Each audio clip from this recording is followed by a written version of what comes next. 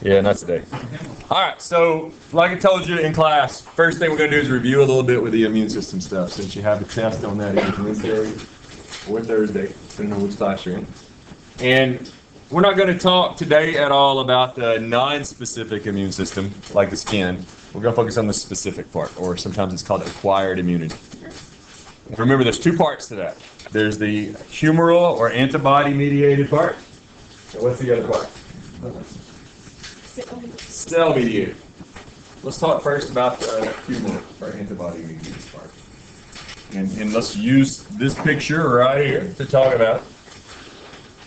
Remember that it usually starts when you have some type of phagocytic cell, like a macrophage. There's other cells called neutrophils that ingest the germ. They take it in, they phagocytize it. And once they take it in, they use their lysosomes to break it down through intracellular digestion. And then they use this green little protein, which is not really green in real life. What's that protein called? MHC2. And that protein is going to take some of the antigens from that germ, some of the proteins, and it's going to display them on the surface of this macrophage. And who's it displaying them to? Helper T cell. So the cell down at the bottom of the cell is a helper T. It's going to bind to that antigen. But only helper T cells that have a receptor that will fit that antigen can bind there. So that's why it's called specific immunity. And once they bind, that stimulates the helper T cell to start sending out signals. What are those signals called?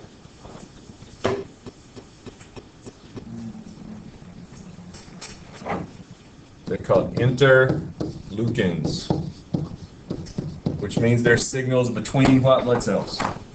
And they're going to go out and they're going to tell other helper T cells of the same kind to do what? To reproduce, to clone.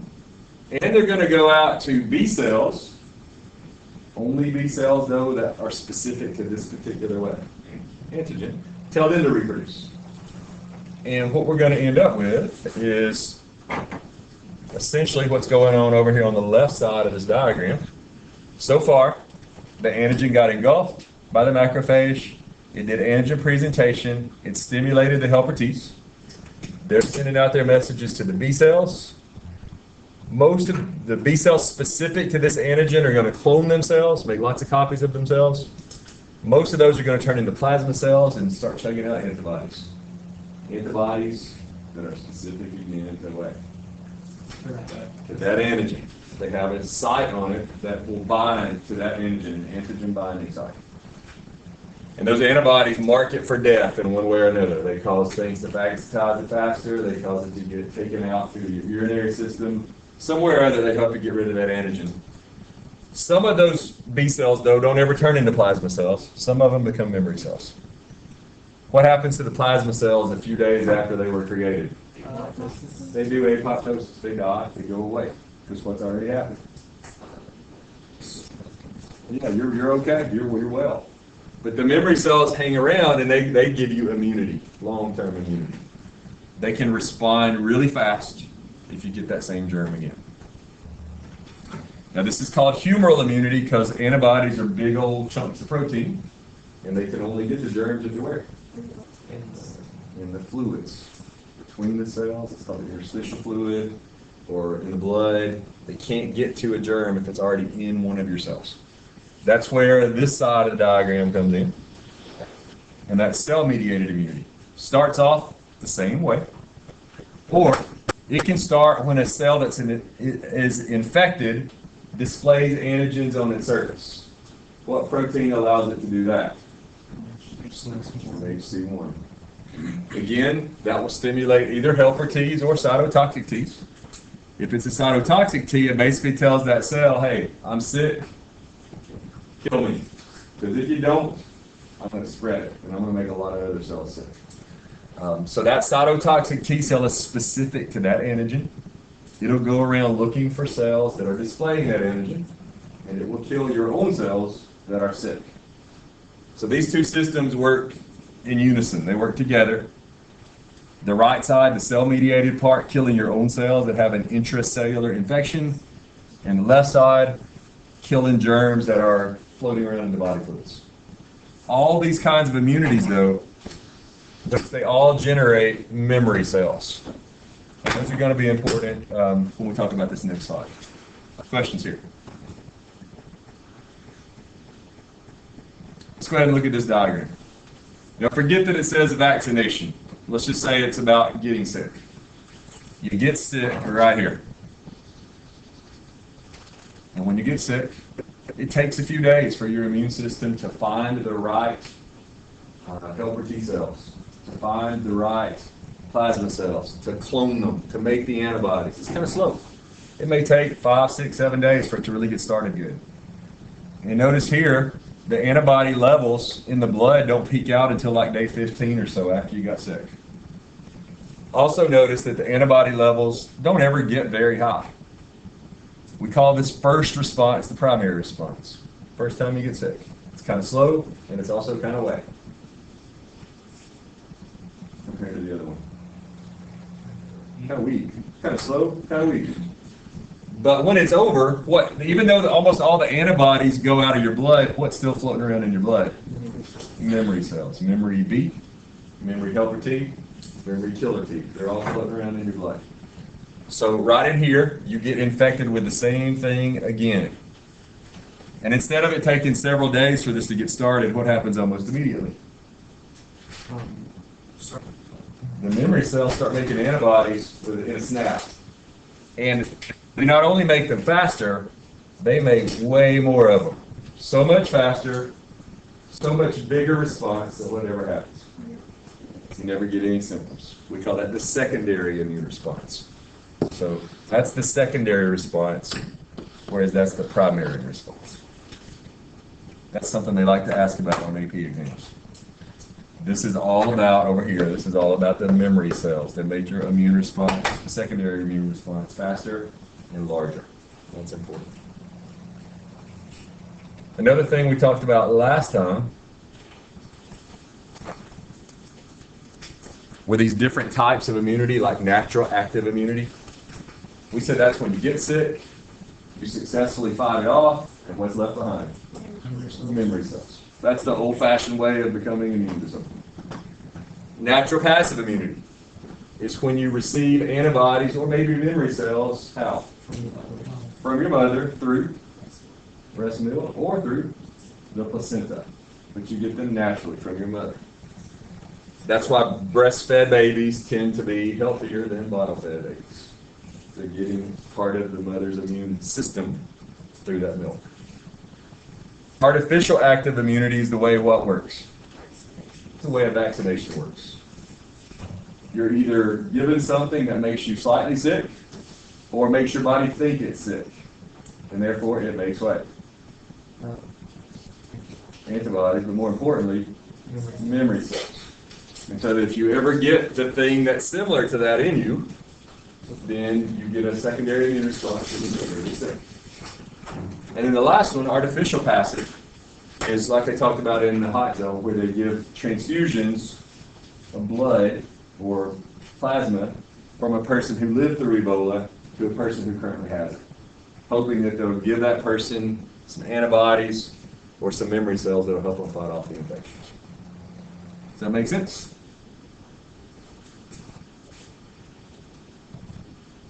All right, and the last thing we'll mention about the immune system for today is, remember, there are autoimmune diseases. Diseases where your body gets confused and it can't tell the difference between self and non-self. And it starts to attack you. Some examples: lupus. Lupus is kind of a systemic disease. It can affect just about any part of your body, systemic, all over your body. It's hard to diagnose. If you ever watched much House, they talk about lupus on just about every episode, because that was one of their guesses for just about every weird thing that came up, because it's weird and hard to diagnose. Rheumatoid arthritis is when your immune system starts to attack your joints, especially in your fingers and toes and knees. Diabetes is where your immune system, type 1 diabetes, your immune system is attacking parts of your pancreas, islets of Langerhans in particular. And multiple sclerosis. He's just hanging out. Multiple sclerosis is where your immune system is attacking parts of your nerves, in particular the insulating part of your neurons, the myelin sheaths, which we'll talk about in a second. And that's where we're going to kind of stop with immunity. Any questions on the immune stuff? Yeah, we're not going to deal with those anymore right now. Just those are pretty straightforward. There could be a question about HIV or something like that. HIV, what kind of cells does that virus attack? It attacks your helper T's. And SCIDs, severe combined immunodeficiency, is essentially a genetic condition where you're born without a specific immune response. It's sort of like almost like a genetic version of AIDS. Yeah. You said HIV and AIDS affects the Helper T's. Kills the helper T's. All right, where we want to start today. What happened to your clock? When the power goes out, and this is all the clock. When the power go out? It blinks right at the end of the block, right at the end of the 4th block. I'm in a field house. Oh. Anyway, nervous system's where we're going next. Still going with the cell communication stuff. Cells can communicate through hormones, which we did earlier, or they can communicate by cell-to-cell contact, which is what was going on in the immune system, or they can communicate through nerve signals. So we've hit a lot of different ways cells can communicate. The most basic cell in the nervous system is the neuron. Most of what we talk about today will be focused on neurons. A lot of what we talk about today, we talked about during the cell signaling stuff earlier. Neurons are the cells that conduct the electricity through your body, the signals. But they're not the only cells in your nervous system. You also have these cells called glial cells. And these are like the supportive cells around the neurons. They help to nourish them, they help to support them. And if you get cancer of like the brain or spinal cord or something, it's usually not the neurons that are cancerous, it's usually these supporting cells where the tumors are at. It's usually the glial cells. But let's look at a picture of a neuron. We usually talk about 3 different types of neurons: motor, sensory, and interneurons. It's called a motor neuron. What's it attached to? Attached to a muscle. And which way is it carrying information in your body? Yeah, toward the muscle, which means away from the brain or the spinal cord. So away from, what do we call the brain and the spinal cord? The central nervous system. Away from the central nervous system. Whereas sensory neurons are carrying information from a sense organ to the brain or the spinal cord. So it's carrying information toward the central nervous system. And interneurons, we'll talk more about in a second, they tend to connect up those two, especially during what response? Nope. Especially during a reflex. We're going to talk more about reflexes in a minute. But in reflexes, what gets skipped? What gets left out of the loop in a reflex? The brain. The brain's not involved. Because your brain's like a computer, and it takes time to do what? Process. You don't want to have processing time if there's something that's reflexive. You need it to happen like that. So the brain gets skipped, and we'll talk about how that works in a minute. While we're here, though, let's talk about the parts of a neuron, which hopefully you already know. In the middle of the neuron, right in here, is what we call the cell body. It's where the nucleus is at. Organelles, most of them. What's the other name for the cell body? Soma. Cell body or the soma. All that stuff in the middle. Branching out of that soma like branches of a tree are dendrites. Remember, dendra means like a tree. And what's their job? They're receivers. They're receiving information. Coming from either a sense organ or maybe another nerve, right? Another neuron. They're the receivers. Incoming information. And then usually on the opposite side of the soma, you've got the axon. It's this long, skinny piece. Usually there's only one of those. And it's carrying information out. It's the outgoing part of the neuron. And usually it's covered with what? So this stuff called myelin, or the myelin sheath, which we might compare to what? Insulation. You think about a neuron like a wire. Think of a neuron as a wire. Myelin would be like the insulation around that wire. And notice that it's got some gaps in it. Like, for example, right in here, there's no myelin. Right in here, there's no myelin. Right in here, there's no myelin. There's these little gaps. Those are called nodes of Ranvier, the points where there's not any myelin. And we'll come back to why those are important. Probably not today, probably next time before we get there. But they're points on the axon that aren't myelinated. Little gaps in the insulation. What's the connection between a neuron and a neuron, or a neuron and a muscle called? Called a synapse. Remember, synapse means to connect, but it's kind of an ironic name because really, what is a synapse? It's really a little gap between the two things, right? They connect via a gap. They don't actually touch. There's this little gap between them, and how do they communicate back and forth? But what's sent from the nerve at the beginning? Neurotransmitters, cell signals. And they cross that gap, and they bind to receptors.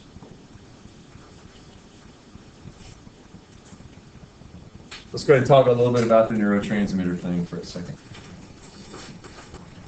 So the nerve at the beginning of the connection is called the presynaptic neuron because it's before the synapse. So this will be the presynaptic neuron. It's before the synapse. This is the axon of the presynaptic neuron. And this is the dendrite of the what? Postsynaptic neuron. They're connected. The electrical signal comes down that axon. Sometimes an electrical signal in a nerve is called an action potential. Don't let that word confuse you. It's just the electrical signal traveling through the nerve. When it gets near the end of that axon, what happens to those little vesicles that you see in greenish color up there? They get pushed out. They get pushed out into the gap. What's inside those little vesicles? Signals, neurotransmitters. Those neurotransmitters will diffuse across the gap, the synapse, and they'll bind to little receptors, on that postsynaptic neuron. Anybody remember what we call the receptors that you find on the dendrites of the neuron? It's a kind of receptor. Neurotransmission. They are called ligand-gated ion channel. There you go. Ligand-gated ion channels. Now, remember that a ligand is another name for a signal. So when the neurotransmitters bind to those receptors, what happens to those receptors? Close. What usually happens when a signal binds to a protein? Close. Changes shape. Yeah. In this case, it changes shape and it opens. It's an ion channel. So ions will flood from out here in the synapse into the postsynaptic neuron. And usually what kind of ions are we talking about? Sodium. Usually sodium. Sodium ions usually will flood in. What's a movement of sodium ions called? Movement of any ion, really. When ions are moving, that's what? That's electricity. And that's how a nerve impulse is created, by moving around ions. Usually it's sodiums and potassiums that move around, generating your nerve impulse. What happens right after the neurotransmitters bind to the receptors? Yeah, but what happens to the neurotransmitters? Yeah, they're either broken down here in the synapse or they're pulled back into the presynaptic neuron. Because if they stayed out here into the synapse, what would always be going on in the postsynaptic neuron?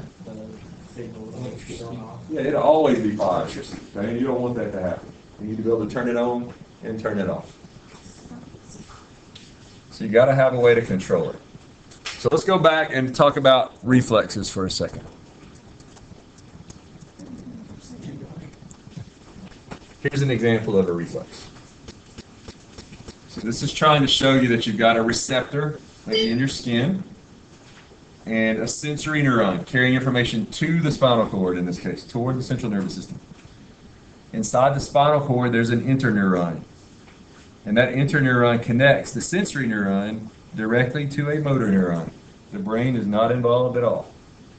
For example, think about when you go to the doctor and you get like a physical done, and he says to sit on the side of the table, and we're not doing that. And he hits you with a hammer in the knee. Why would you go to the doctor and get hit in the knee with a hammer? That sounds like a really bad idea. Yeah, but why would you have a reflex to kick when you get hit in the knee with a hammer? Why not? If you're tripping, it stretches out, and then you move forward so you won't fall in. Yeah, you got this little receptor on your knee that whenever there's a lot of pressure put on it, the response that receptor tells you to do is kick. Because here's the deal. Let's say you've you had a long night last night. You stayed up doing all that AP biology homework. Nope. Okay. Yeah. Tomorrow. Okay. So tomorrow or actually probably Wednesday morning. For most of you. And you get up and you're dragging from all that AP biology homework and all that studying for this immune system test you did on Tuesday night. We hate you. And you're dragging your feet and you're doing this and your foot gets caught on the carpet. And you die. And if you didn't have this reflex, You would die. what would happen? Would you die? You would face plant, okay? But when your foot gets stuck, that creates pressure on the little receptor in your knee, which sends a message straight to your spinal cord, connects to an interneuron, connects to a motor neuron, which very quickly tells the muscles in your leg to kick out. So you catch yourself before you face plant. Then you're just uncoordinated. But it happens. So reflexes are all about speed, making something happen fast without you needing to process it. Very important. And we'll end today by briefly talking a little bit about action potentials. This is going to confuse you a little bit probably. It's kind of complicated, but we'll get there. Let's start off. Let's start off by thinking about a neuron.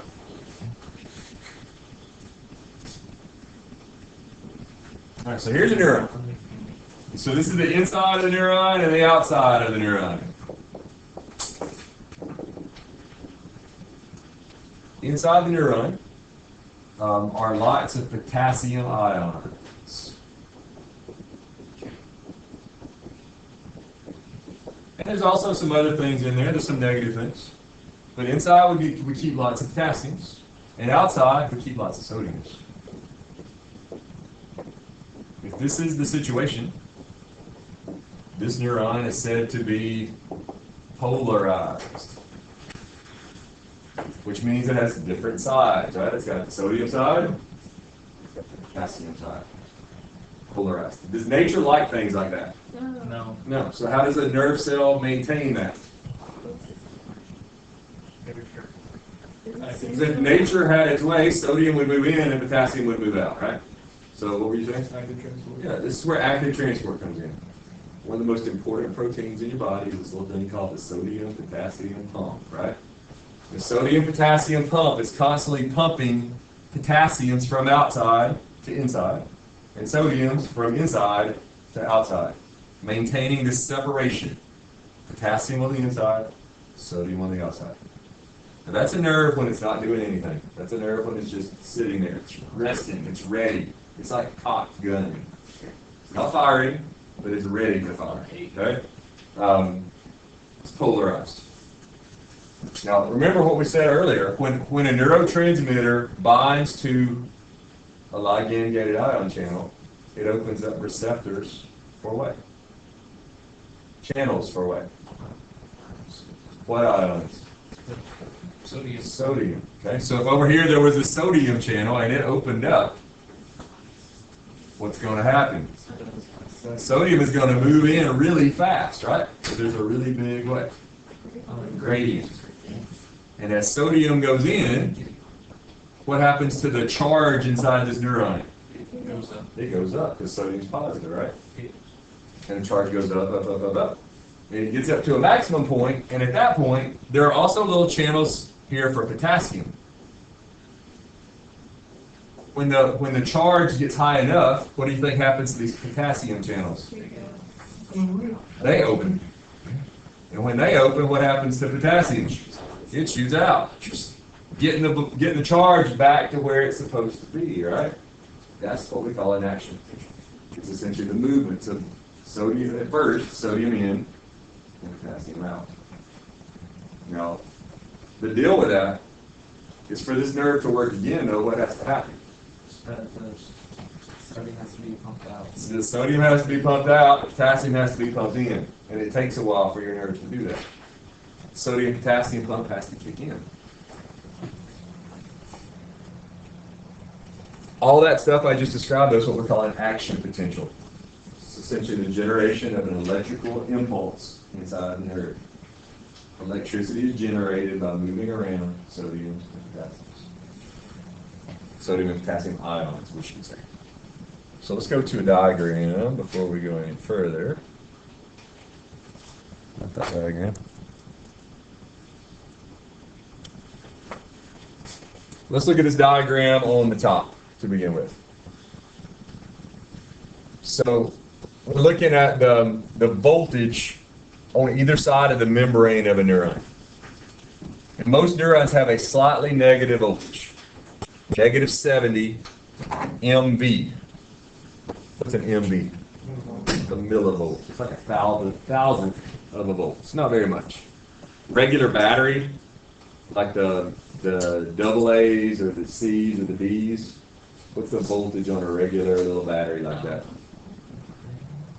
You know, not really powerful battery. The C's and the double A's, those are 1.5 volts. So we're talking, this is very small, negative 70 millivolts. It's less than 1,000 of that. So that's the starting voltage. That's the voltage when the sodiums and the potassiums are separated, when they're polarized, like they are over here. Well, all of a sudden, neurotransmitters bind to those ligand-gated ion channels. They open. Sodium starts going in. If enough channels open, the voltage starts to climb. And if the voltage gets up to what's called threshold, about negative 55, there's no going back. This thing's going to finish. Now, if not enough sodium channels open to get up to negative 55, this thing will just die back down and nothing will happen. But if enough channels open to get it up to negative 55, it continues to rush this whole time over here. Sodiums start to rush in. Sodium's in. Until eventually, the voltage gets up to like positive 40. At that point, what happens to the sodium channels? They close. Okay, they're gated by voltage. They open and close based on the voltage. So at positive 40, sodium channels close. But the potassium channels are also voltage gated. So when the voltage gets up to positive 40, what happens to the potassium channels? They open. So what's potassium going to do here? It's going to go out. Lowering that charge back down, lowering that voltage back down. And notice it goes a little bit lower than normal. It goes a little bit below negative 70. What's going on in here? What's going to work right in there? The sodium potassium pump. It's pumping the potassiums back in and the sodiums back out. And that nerve cannot work until it gets back to that situation over there. So there's a point in here during that little dip, this dip right here, where that nerve can't work. It's called the refractory period. And that nerve can't fire during that period. It's not polarized. So in this situation over here where the potassiums and the sodiums are separated from each other, that nerve's said to be polarized. And what's going on in here, it's what we call a depolarization. Because the sodiums and potassiums that were separated are now moving around, right? It's depolarization. It's when we're messing up this separation of potassium and sodium. But the key thing is the potassiums and sodiums are moving, thereby generating what? Electricity. And that's what we call action. So when it's polarized, that means they're separate. Yeah, there's different sides of the nerve. There's a potassium on the inside and a sodium on the outside. Poles is just a different way to say sides, right? Yeah.